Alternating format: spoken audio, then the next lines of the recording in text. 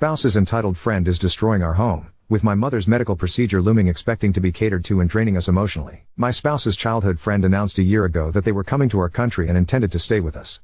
We tentatively said okay. Recently, we found out that my mother requires a significant medical procedure, will be hospitalized for a few days to a week and recovering with us after. The three of us live together as roommates with bills split equally, essentially. This procedure falls smack dab into the middle of spouse's friend's trip. I told my spouse to tell their friend about the circumstances and that this would severely impact any sightseeing plans we had, and I would be out for the duration of the trip between work and taking care of my mom. My spouse's friend, despite driving for many years in their home country, did not want to drive while here and expected us to ferry them around. I had hoped that, like most normal people, the friend would pick up on the fact that this is not a good time to visit us and make alternate arrangements, i.e. drive a car, but instead they said, well, as long as I get to see X while here, I'm fine. I should probably explain that my spouse is a very new driver and just got their license a month ago and has little experience driving freeways. They were still are terrified of these. I do most of the driving as a result while they are getting comfortable. Said friend arrived on Monday and since then, expected to be picked up from the airport, a 2-hour drive each way, and spouse, the new driver, had to drive in horrific traffic to get them. I was busy with appointments for my mom and work, did not offer gas money to my spouse for driving all that way to get them, expects to be driven to sightsee each day, again, never offers gas money or pays for anything when in our house, has the TV up loud in the one room I enjoy hanging out in, outside of our bedroom, doesn't pick up after themselves, has not offered to pay for a single meal, does not even pay for their own meals or drinks, save for one meal, so now we're paying to feed another adult. Should also mention that this friend has money, so it is not even a case of not having money. When taken to sightsee, never says thank you, and even complained about one place my spouse took them to, takes long showers without even asking if we need the bathroom before, does not offer to help with anything in the house, refuses to arrange for their own sightseeing, and is entirely dependent on my spouse, who I'd like to have around to support me during this stressful time, but do not want to be around the friends, so therefore I don't get my spouse, lectures my spouse on the politics and social norms of our country, despite the fact that my spouse has lived here for 4 years and knows more than said friend does. Friend is a total social drain to be around and only wants to talk about themselves and their thoughts/complaints. Friend has not once said thank you to us for hosting or driving or paying for their meals. Friend is staying for 13 days total, all with us, all with the expectation of us driving them. I have social anxiety, spouse knows this, and have had to give up my 2 favorite spaces in the whole house so the friend has a place to sleep and a place to hang out when they're not in the bedroom. I work from home and had to relocate my work setup, previously in the guest room, to another part of the house, which was and is a major inconvenience as work is crazy right now and I'm having to balance taking care of my mom with that. The last 6 days have been hell and I feel like I have no peace in my own home, especially after a long day of having to be social while working and then having to continue that because of this houseguest. The next 6 days will also be hell as this friend simply will not take a hint, and I've got the stress of dealing with my parent who is having a procedure that has a 10% fatality rate, and given her health conditions, complications could happen. Of course, knowing this friend, they probably would not take a hint then either and would probably still expect my spouse to drive them places. As it is, my spouse asked if they and the friend should come up to the hospital to visit my mom, to which I said my spouse should, but not if the friend is going to be clinging to them like a sad puppy. I have talked to my spouse and they agree that the friend is a drain, they're not happy either, but they are trying to stick it out until the friend leaves and have already said the friend will not be allowed to stay here again. It is clear to me that the friend is massively taking advantage of my spouse and I hate to see it. I'm just flabbergasted that people like this even exist, as every other houseguest we've ever had has been considerate, occupies themselves, arranges for their own transportation, and genuinely seems to care about our lives as we care about theirs. This friend is one of the most entitled people I've ever had the displeasure of meeting. Edit, just want to clarify a few things.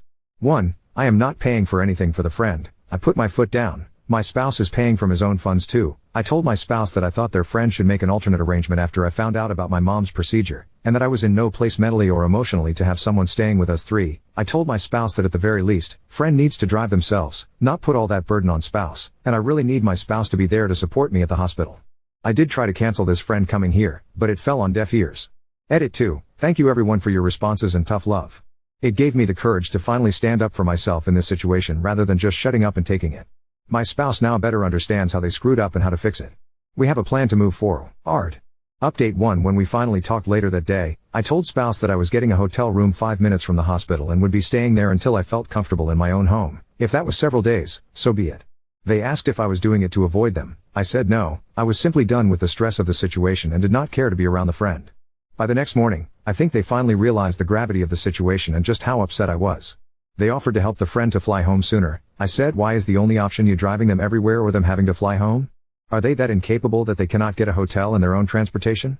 Spouse mentioned the cost of a hotel, to which I said I know friend has money, they can afford it, and why travel to another country if they had no money to pay for accommodations?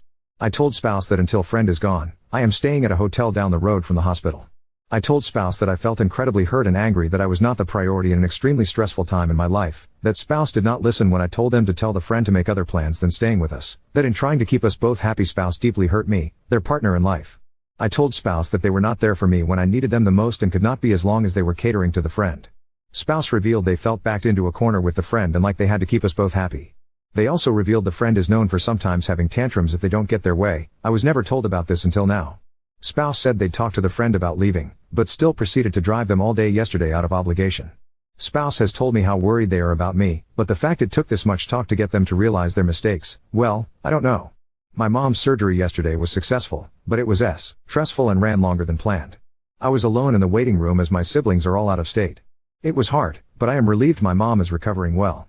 And, yes, I spent the night in a hotel as promised as I was just drained after the long day. Spouse talked to their friend today and broke the news that they could not continue to drive the friend and that they needed to either fly back sooner or get accommodations elsewhere. My spouse is currently driving the entitled friend to their hotel in another city and is helping them get adjusted by essentially hand-holding them on transportation options. Spouse is still far too kind for their own good.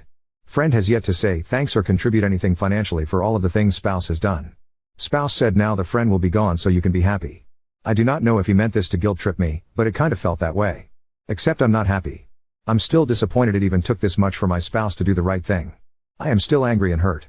I am hopeful that we can move past this in our relationship as there is a lot of love and support normally. This situation was just a massive F up and spouse is remorseful, but I do not know how long it will take me to forgive and trust my spouse again to be there for me. I will be talking about it in therapy and will likely ask about marital counseling. Something needs to change and my spouse needs to learn when and how to say no. So yeah, that's the update. I may still do another day or two in the hotel to give myself the time and space to recover from a hellish week and a half. This whole experience has taught me to stick up for myself and not allow others to walk all over me. Thank you, fellow Redditors, for giving me the strength to put my needs above people pleasing. Thank you for your response and reading it has been very helpful in considering why my spouse behaved this way. To provide more context, my spouse's parents' SP lit up when he was 11. It was sudden and his dad just moved towns away. Spouse stayed with his mom because his whole life was in that town. His dad came back around and they have a good relationship, but I can tell in talking to him that negatively impacted his development.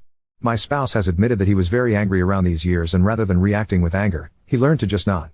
His parents could also be a bit overbearing and have often insisted on helping him with things, rather than letting him learn.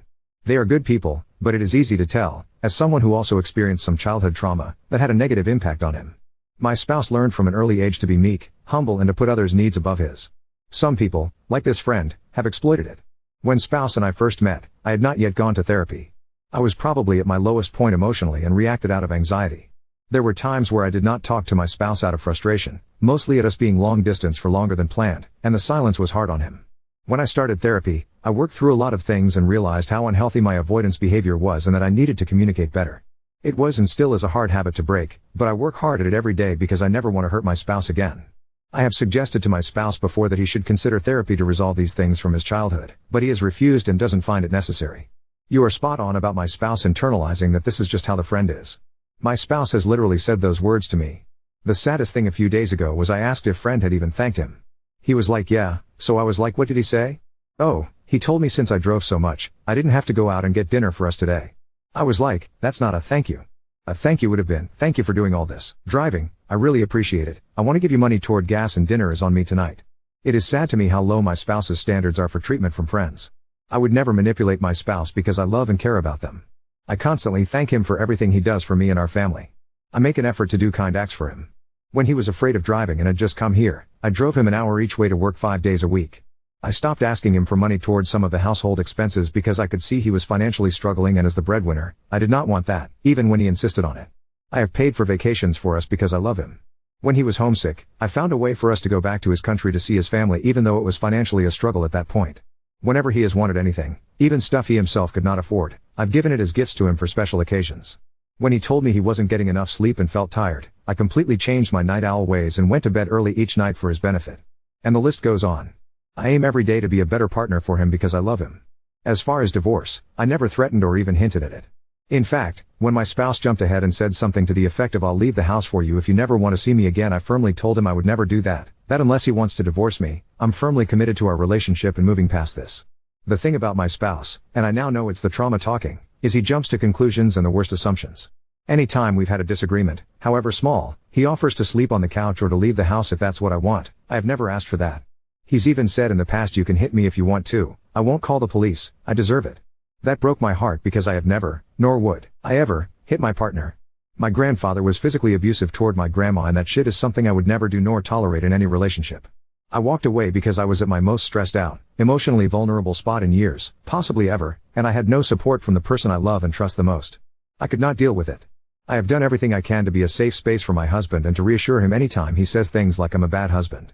He still feels wholly inadequate at times, and nothing I have done changes that. No amount of words or deeds changes it. I have suggested he get therapy, but he truly does not think he needs it. It is heartbreaking to me because I know my husband still has many struggles from his childhood, and he deserves to have healthy self-esteem and to stop being walked all over. It took me years to learn that about myself, and I am in a much more rational, healthy headspace. Oop, the friend came here mostly for a certain event that happened yesterday. They counted on my spouse to drive them to said event. My spouse still should have been there for at least part of the surgery. The frustrating thing is this is a one-off situation. My spouse is normally the most caring and attentive partner who will do anything for me. Before this situation, I would have said my spouse is an incredible partner and we've got a rock-solid, happy, supportive marriage. That's why I was shocked at the obliviousness of my spouse and what support I needed here. I already am in individual counseling and it has been incredible for my mental health. My spouse needs IC as well because I suspect there are some issues from childhood that are contributing to his need to people please and his fear of abandonment. My therapist seems to think so, too.